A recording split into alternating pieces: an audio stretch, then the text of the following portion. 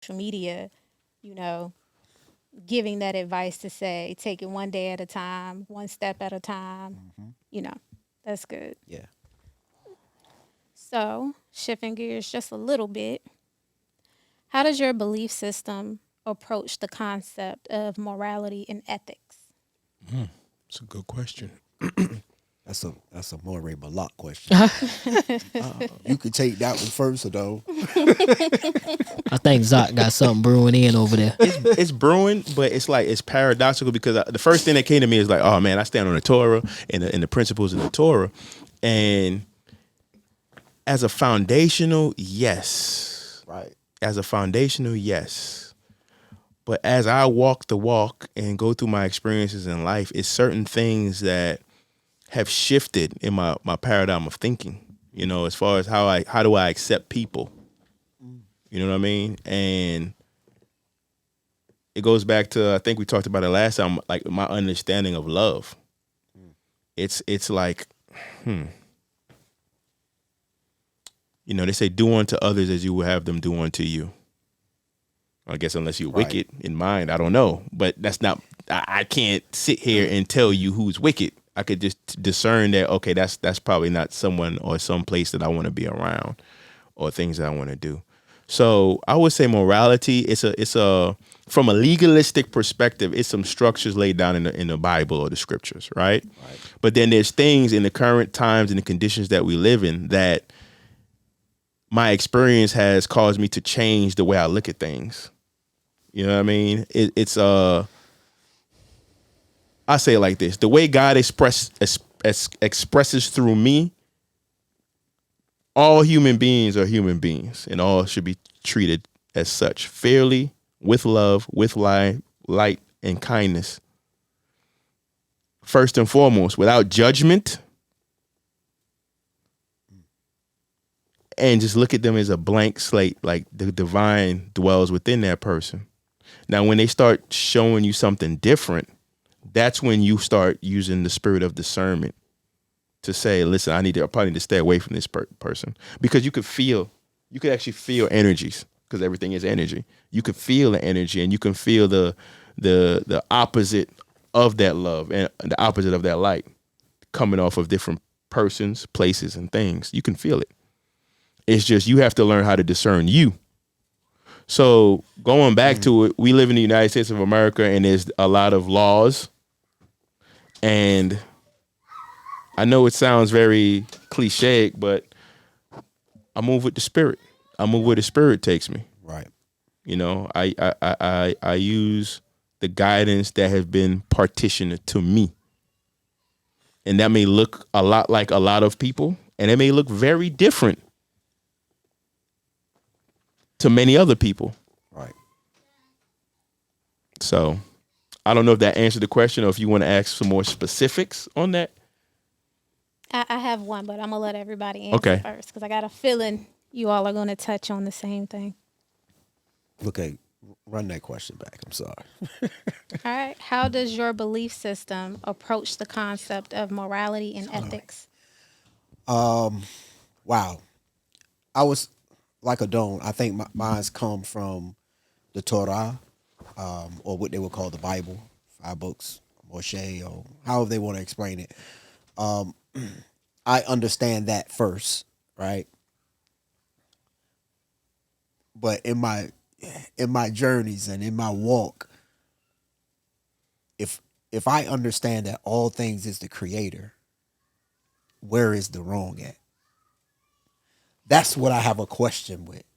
Is when I come to a situation of when to to make a discernment to separate these things, which I can't separate because it comes from the creator.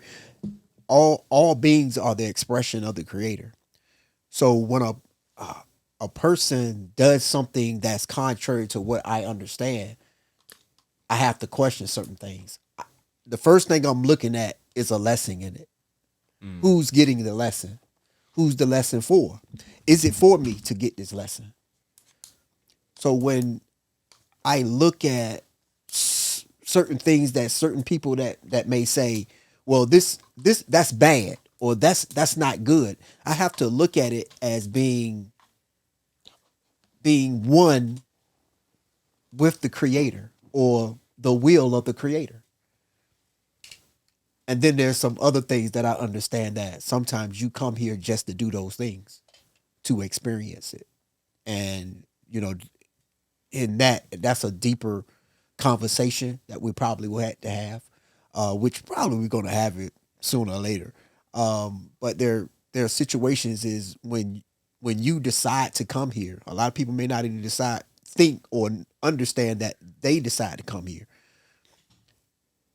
You come to experience certain things that's laid forth throughout your journeys, and you have to experience them. So if a person decides to come here and say, okay, well, I want to steal a candy bar, that's what they're going to do. They're going to have that experience of, stealing a candy bar. And they might say, well, and I want to get away with it. But some come and say, no, I don't want to get away with it. I want the penalty, or whatever the penalty is for this. That's what I understand it is in these things. But my first understanding is from the Torah base, or a law base, or what have you, like that. But I understand certain things. They're all lessons that we have to get while we're here. Okay. So coming from a Torah based understanding or a sense of being one with the creator, when it comes to discernment for a person that is new to their spiritual journey, but what would you recommend when it comes to learning and identifying discernment? So I'll say, like, for me, I go to my Ish a lot, or I'll reach out. Well, I have him reach out to Kazat for me when it comes to discernment. Right. Because a lot of times I question my own self on, is this discernment? Am I misjudging this? So for someone new to their spiritual journey, what would be your advice on discernment? Right. I would say it's tough. That's the first thing I would say. It's really hard, especially when you first come in and you kind of understand. Stealing a candy bar is not good. What they would say. That's your first thought in mind. But once you start to discern the matter, well, do the guy have diabetes and he don't have medicine and he need that sugar intake? But you ready to lock the brother up for stealing a candy bar when he trying to save his life. These are the discernments, or the things that that are tough to understand for certain people. Or was the guy hungry? Or was his mother having a diabetic episode and they needed that sugar? I don't know these things. So I have to discern the matter on why. Or I don't even want to ask the question why. Sometimes I don't. Sometimes I just let it be because there's a lesson in it for me, for them, everybody else that's involved in it.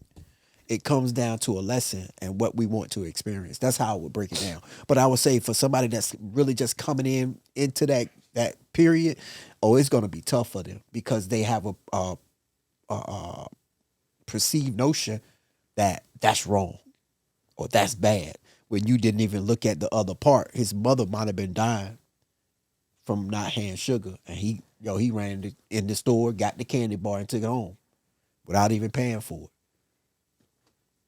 And I'm gonna touch on this right here. I seen a video one time. A seagull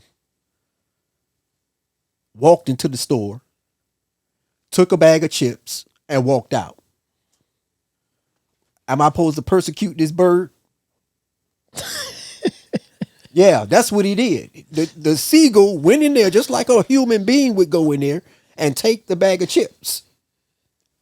And he walked out the store without paying. No, he didn't got no cash. Am I supposed to shoot this bird and kill him? Or prosecute this bird? We got to look at these things. These are the things that you have to, discern the matter. Well, why did the bird? Maybe the bird was hungry. I'm interested to see the comments on that one. Me too.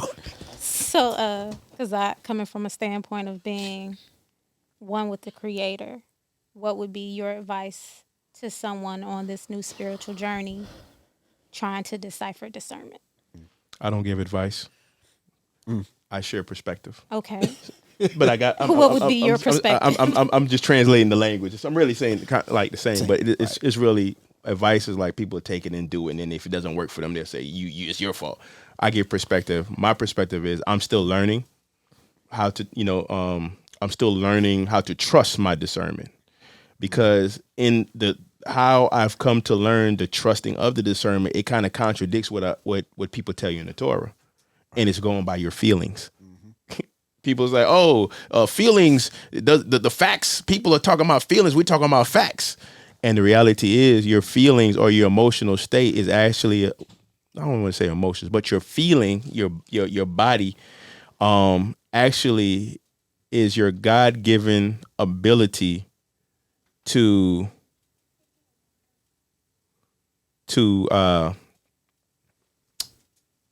discern matters. So I'm going to keep it simple.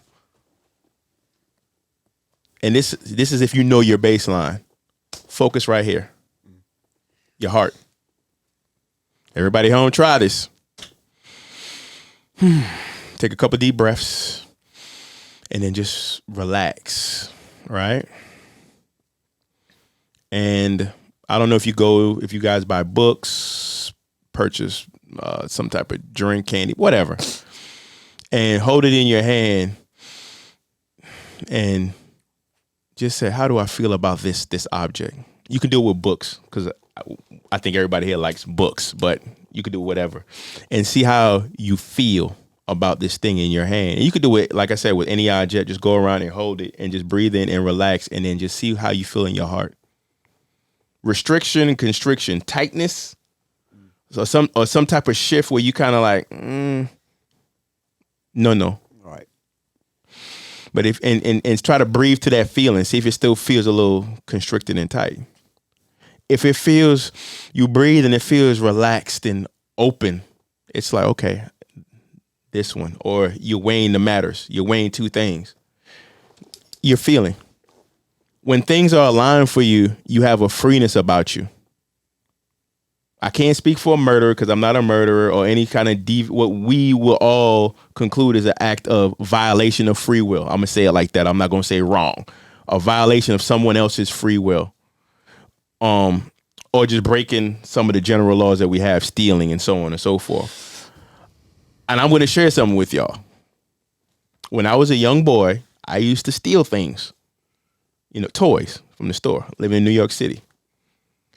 And the feeling of dread that came over me when I picked up a toy and tried to stick it in my pants or whatever, it's almost like I had to keep doing it and bypass that feeling to be a thief. You have to bypass something within your being, your natural feeling. And I tell you, it didn't feel good. It was a feeling of dread. Now I understand what it is. In my later years, it's a feeling of dread. It's a tightness. It just don't feel good. And that's me. I can't speak for anybody else. So we do have an innate ability to sense how we feel about things and discern things. So I would say start with small things. Right. Test yourself with small things. If you think about buying a meal, you don't normally eat it, or you've been told already this ain't good for me, and then you start contemplating eating this thing. You'll feel should I eat this? And you start just even asking those questions. Right. Is you telling yourself, like, you questioning it? Why you question the question? Well, why am I questioning it? If I really want it and it's good for me, why don't I just eat it? Because it ain't good for you. Right. So I don't know if that helped. It did. Yeah. Hope it helped the people.